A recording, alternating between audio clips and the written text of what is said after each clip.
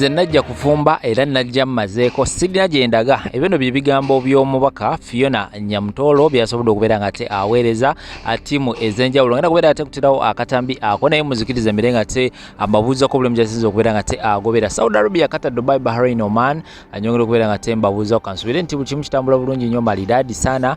Abalabira South Africa awo nyongera okubeera nga ate mbabuuzako. Abalabira mu America eyo mambuka neyo Maserengeta side ene Canada ne Europe nyongera okubeera nga ate mbabuuza kate mu ngeri enjawulo waliwo obubaka obwantikiddwa abantu b'e Dubai era nga bangambye mbategeeze nti go wenna wenna bw'obanga olina omuntu gwe wali odeetinze naye nga temunaba okubeera nga te musinkana naye nga wamukwana mu biseera bya January February awo n'abeera nga te akuweereza ebifaananyi nga mweru mu bifaananyi era nga mulina enteekateeka y'okubeera nga te musisinkana naddala guno omwezi ogwa July oba omwezi ogwa August oba omwezi gwa September.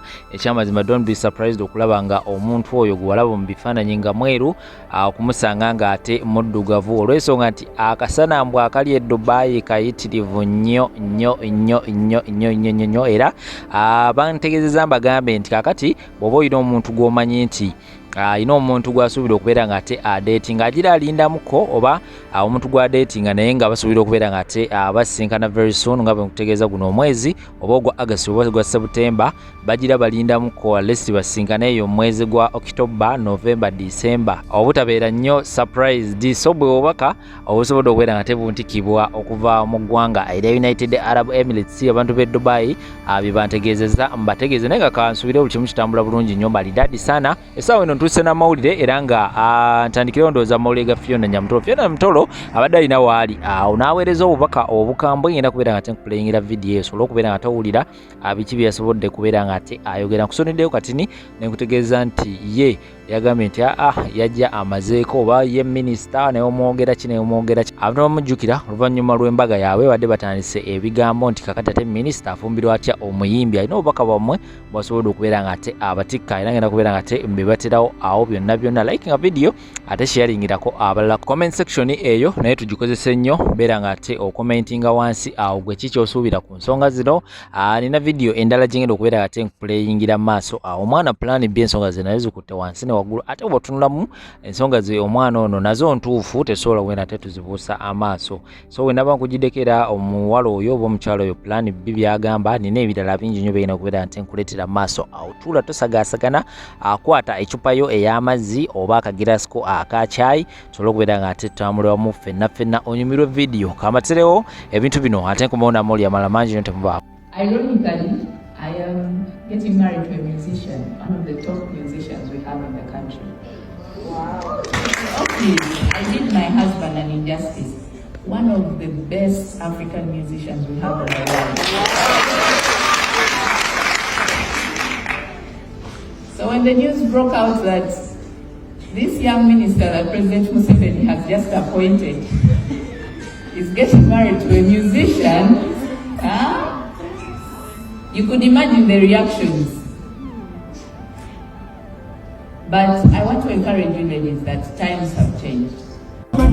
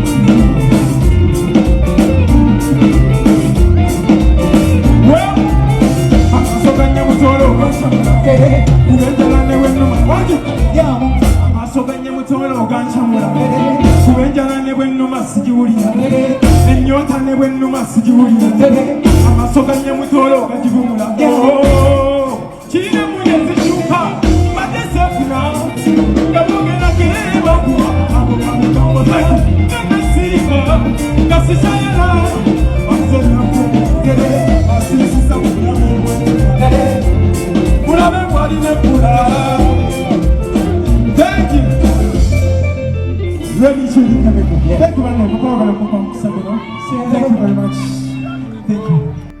Ngobobeera oyagala okumanya nti nzaani yogera ku bigambo bino mpaayo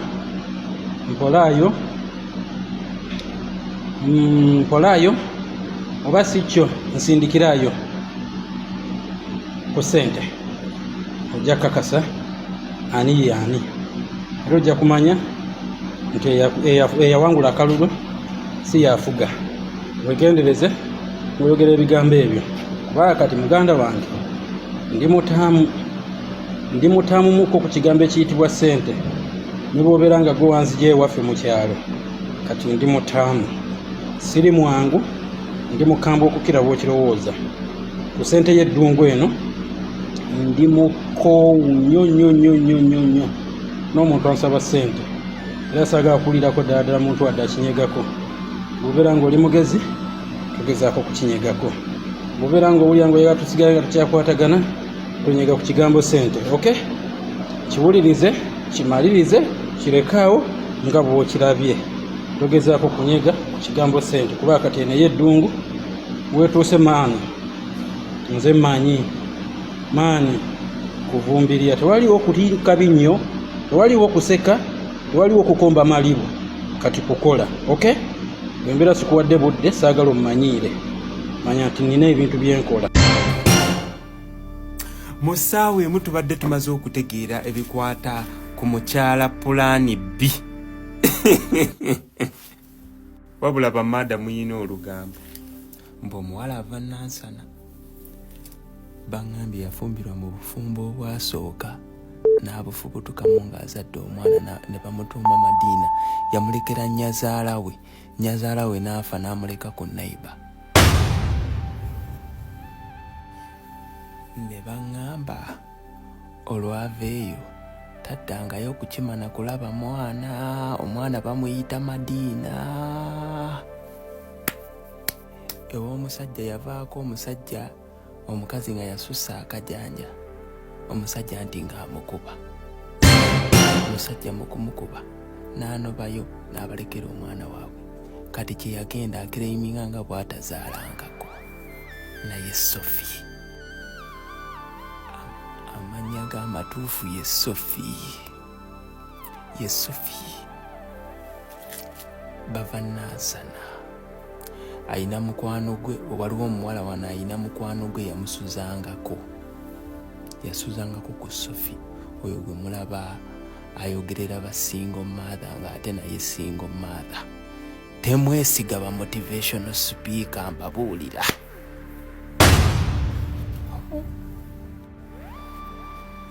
Ovanga ku mukazi asuulawo omwana anti jjukira omwana we bamuyita Madiina. Mbu baali bamukazaako lya mama Madiina nga tebamanyi n'amannya ge matuufu. Ovanga ku mukazi asuulawo omwana ewe yaba mulalamu aba ayina omutima n'amwegana ne mu public. Kati kibba kye kimawube kirowooza kati eyo gye kiri mbu tazaalangako kumbe baakakulula dda baakakuluusanya. No. Nze yanfuludde dda apositinze vidiyo gundi essaawa 4 emabega oba 5 oba 4 eyo gy'ava opositinga nje bataagingiddemu awo ng'agamba abasajja bwe baba bafunyenga mu kasente bafumbirwe abakazi nga balimbeerera naye nga ye owe gwalina tawuliriza bigambo by'abagamba abasajja banne. Mu kifo kya asookere ku wuwa amugambe noonyayo omukazi nga mbeerera sinze kuba nze nazaalako. Ebirala mbirina bingi nnyo biri eyo bingi. Naye nga bamada muyina olugambo kye nsobola obbagamba. Mu ssaawa emu munoonya information y'omuntu ne mugireeta ne mugikuba mu inbox ya 16. Ebirala njabba waako kasafu kanyuma kuba bingi. naye anyways maada weddeko temwesiga ebigambo by'aba motivational speaker nyongero kibakuutira sigenda kukozesa filter kambeere ku ddala mundabe mufune ebyokunvuma ngenda kwogera ku muwala ono plan B wajiddwa ekizibu mukazi wattu okwogera ku bantu abatagala boogerako mumanye ensonga lwaki ennyimba eziwaana abakyala balabye ezo zikuba mama wange ezo zikuba lwansonga nti abakyala bo baagala kubawaana baagala kubalimbalimba baagala kubayita bintu by'amaanyi simanyanga abakyala balabye abakyala bagumidde ebizibu bingi abakyala bamama b'ensi eno mama ye taata mwagala eyo balimbalimba kyobalaba otwala omukyala ku date n'ogula chips and chicken ne bwe opangisa motoka n'omuteekamu n'omuvuga waabwe bakwano bene bakulaba ng'omudropinga enkeero oyinza okwewangulira sina kindi ne kwolwo oyinza okwewangulira ebibala naye bwokere kumakya n'omutwala out n'omugamba manyi mami ekituufu siri steady nsigazaamu nnusu kasanvu naye tufuneko ekikomando kya lwasa n'erizirye so wallahi billahi talahi tajja kubirya ekyokubiri tajja kuddamu kwogera naawe olw'ensonga omulaza amazima g'oli naye neerabira nti ate era singa mugenda ne mugula chips and chicken ne mumala obbirya akaseera kajja kutuuka ebintu ebyo bigwewo era mudde ku mazima kubanga gwera oli wa kikomando bwe busobozi bwe oli wali ofekinga they want fake life. That is why bateeka ebiwigi ku mutwe ne basiigasiiga emimwa. You get it? If you don't get it I'm sorry. Okitegeera bo baagala bintu bya fake life era kubuuza nze natambula ntya mu bantu nga seesize emimwa nga seekubye bino linevu kopagaalo kifula beeyerusa they want fake life. Plan B oli ku kizibu eno video mpanvu mu abalina obudde mugirabe. Now bantu mmwe kambabuulire muli babi nnyo bakazi mmwe nange kanneegatte ku plan B. You are very bad people, very heartless. Mwe bantu abamazeeko abasajja emirembe. Omusajja kera kumakya neyezimbira ennyumba ye anagiteekamu TV ye n'ateekamu entebe ze n'akusanga eyo ng'obigula ebbina lyo n'akuwasa n'akuteeka mu nju ye. Olumala otuuka mu nju ye n'akwata ku remote n'ogimuggyako n'atuula mu ntebe n'omumalako emirembe n'akwata essimu ye n'omugamba maama lwaki oli ku ssimu nkutte ku remote okuteeka ku TV gye njagala oŋŋaanye kati ndi ku ssimu yange ndayo bye njagala ombuuza biki ebyo bye ndiko bye ndaba ya ekye muli nze ndaba emmotoka nnyingi nnyo nga zirimu abasajja nga bavuga bakazi baabwe naye nga omukazi atunudde eri omusajja atunudde eri. Nze ngenda mu mabaala ne ntuukayo ne nsanga abasajja nga bali mu mabaala nga tebalina kibakolamu abamu nga n'okwebaka bwe baseeyo naye ng'omusajja alabika obuvunaanyizibwa kitegeeza gy'alaga wazibumu.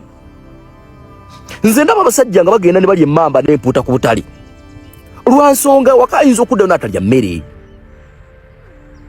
Nze ndabye ku basajja bemmanyi obulungi nga banyumya emboozi nga bagamba nze nsula mu paakingi mu mmotoka ye n'asula mu mmotoka mu paakingi mu kikomera nga tebamuggulira nnyumba ebyo weebiri mu bulamu ng'akujonjesa oyo akuyisa mu bulamu obubi mukazi wo gwe weewasiza.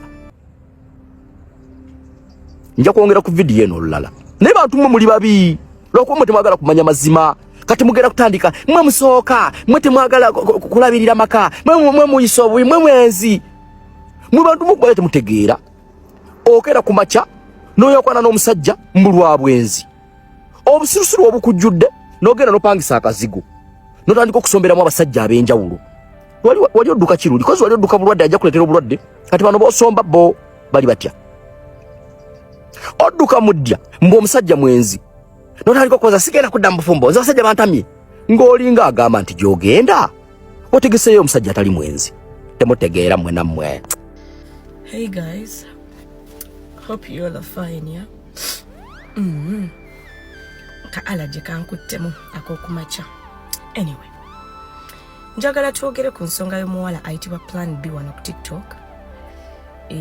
Omuwala yakoze video esabula yakubye nnyo oba yanaanudde olukoba. Abantu bangi nnyo mwagyeyo enjala.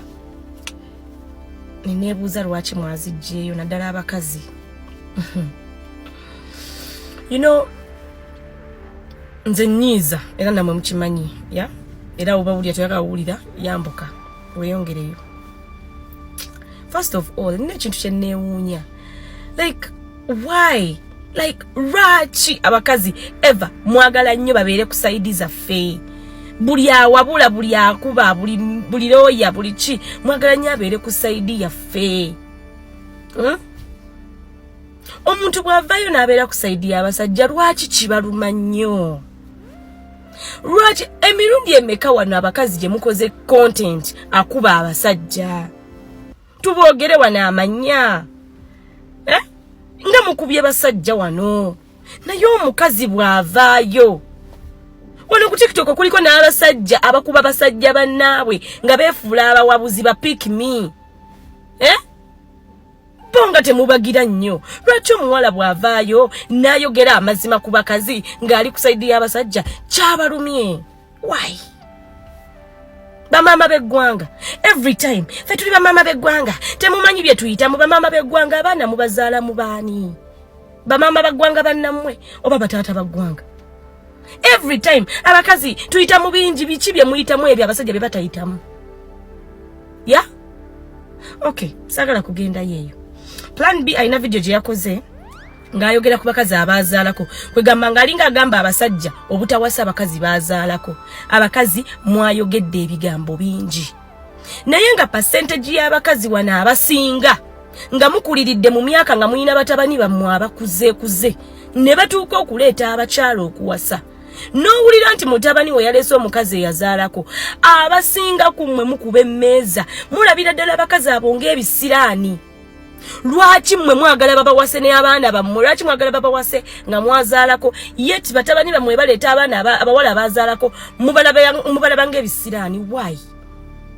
Lwakuba kati saawa zino eno mukyalimu empasa, mukyaliko endasi nti bakyabawasa. Mulabira ddala nga mwana yakubye nnyo. Wano mugenda kukula mutuuke mu myaka gy'okufa, batabani bammwe babaleetera abakazi. Muwulireko nti abakazi bazaalako, olyoka waze nze tajja kumufumbirwa omutabani wange. Mutabani wange. Nga naawe bw'oyagaliza mutabani we ekirungi, kyagaliza omusajja oyo naye ayina maama we amwagaliza ekirungi. Ebyo bye muwoza mbu abawala balera kusaidiza abasajja mbu bapiiki mi. Wano tewali piiki mi, naddala nze Abiba nina omusajja bahani. Sinoonya. Nina omusajja w'abandi gwendeetinga. I'm not searching. Naye amazima googerweko. Genda kupa. By the way mwekamba bulire bye mutijjuka nambu abakazi tuyita mu bingi temuyina byamanyi nnyo biri awo mbi. Nange ndi mukazi one day one time Allah bw'anabakkiriza nja kuzaala. Kiki ekyamanyi ennyo kye muyitamu ekyo? Ng'oggyeko okuzaala. Kiki ekyo kye muyitamu ennyo abasajja kye batasaa kuyitamu oba kye bayitamu whatever. Ng'oggyeko okuzaala because Mungu yakiwa bakyala bokka. Ng'oggyeko okuzaala. Kiki ekyo kye mugamba kye muyitamu ennyo abasajja kye batayitamu? Nakolako video ne mbagamba bakazi tetuyina bye tukaaba. Men go through a lot. They go through hell. I'm telling you. Nze nabagambako nti omukazi asobola okubulwa ekyokulya n'omusajja n'abulwa ekyokulya, naye omukazi ayanguwa okufuna ekyokulya than omusajja. Those men go through a lot. N'okufuna obufunyi amuwa. It's a miracle. Naye omuntu bw'avaayo n'ayogerako ku mazima nga mukazi ali kusaidia abasajja, mulabira ddala nga oyagala abasajja bakulabe bakole biki whatever. Amazima gabeere mazima. Waneno by the plan B, I know this video ojja kugiraba. Ndi wano kutegeeza tokyusa content wobeera awo. Awo simba awe sira wobobeera. Ketonyeka gwake oba bakuvuma bicho baba kuvuma biki, yogera byoyina okwogera kuba bituufu. Bituufu. Benanga okuzaalako kwabalumye. Temwazaala. Naffe tujja kuzaala bwe tunaba Allah ng'akkiriza. Naffe tulizaala ne bazadde baffe baatuzaala nabo bazaalako. Nga kyabalumye ate abakazi abazaddeko bannaaye. Mwandibadde mwemusinga n'okuba n'empisa kuba muyina abaana. Be muyina okwo abaana balina obbalabirako. Nate mwemusinga n'okubeera too much. Kati awo njala kize mwade mujjayo. mwagala okuba wasa n'ebizibu byammwe naye temwagala batabani bawase baana b'abantu. You know the truth. Banaji, every time abakazi, why are you putting a fellow woman down? You're putting a fellow woman down. Bichebyo byemwogera. Amazima tegayogerwa ekolo okuba putting a fellow woman down. Wanji mwe temujja kututijjukanirako wano. Amazima gabeere mazima. When we have people on TikTok nga basajja abefuula ba pick minga mwe mukyogera abajja wano ne befuula mbu babuulirira abakazi nga bakuba basajja bannaabwe. Lwaki omuwala ono mwalabidde ddala mbu mbw abalumye nnyo olw'okuba nga ayabadde kusayidi y'abasajja? Tetuyogereko mazima. Plan B kuba komerera yocha. Mbu naawe oli mukazi ye mukazi ate tajja kuba mukazi paka tagenda kukyuka. Mukazi ate tagenda kukyuka ajja kuba mukazi paka. Ayo mina kyemugenda kikulira omwana mumuleke. Mwakomentiza ebintu bingi akakawala ate buli muntu avayo wano nayogerako ku mazima mutandika muyita ebintu abamu mwagambye koogera kinga kakola mu bbaala abala ne mugamba ako ka plan B ketunda simanyanga ebyo bikwetunda. By the way kigambo kwetunda tekikyalina makulu kuba mukyogedde nnyo ne like tekikyalina kivumo kinganga muntu wanakuwa kikopo kya juice tinywa. That is something like omuntu kyayinza n'okugamba n'ogamba you know tewali wano muntu gwe mutavumye bwa malaya. So plan B, go on with your content, like continue. Teba kutiza simanyanga bajja kuyira acid simanyanga bichi mukwano kati gwe noyogera bwogezi nga bantu tisiza wano bintu mubula kye mulyanga muyira bantu acid zote za acid weshite muzigulamu emmere tumbavu. Plan B, go on with your content honey please.